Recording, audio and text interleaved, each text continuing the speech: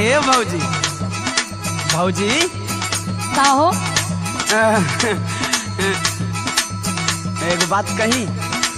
का कथुआ बोला? तनी भैया से कही के हमार बियाह ना करवा देबू।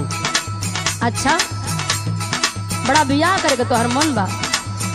अरे एमे ओमे कुल कही ले ले बनी, अब उमरिया होई न गइल बा। अच्छा, एमा उमा कर ले हो, यही लिए इतना चोन्हात हुआ। हाँ हो बियाह करबा? हाँ। तनी हमारी 2-4 गो सवाल का जवाब दे दो, ओकरे बाद तोहर बियाह करवाओ थे। सवाल? हाँ हो। मैंने तोके ई नहीं खे लागत कि हम तोरा सवाल का जवाब ना दे दे।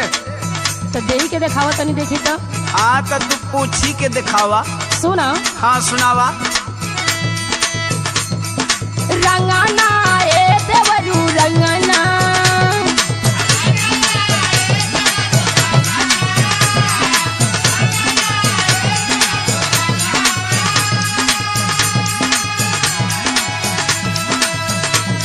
सुनाता? हाँ सुनो। हाँ सुनावा। केही बिना रंगना, केही हो बिना कंगना, केही बिना अंगना सोगत नहीं थे।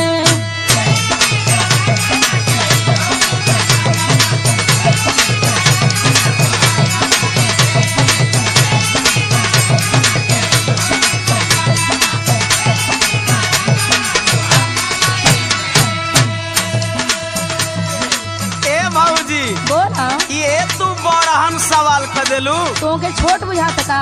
और का हम जाना तनी तो छोटे ने बस सुना। अच्छा बतावा। रंगना ये भौजी रंग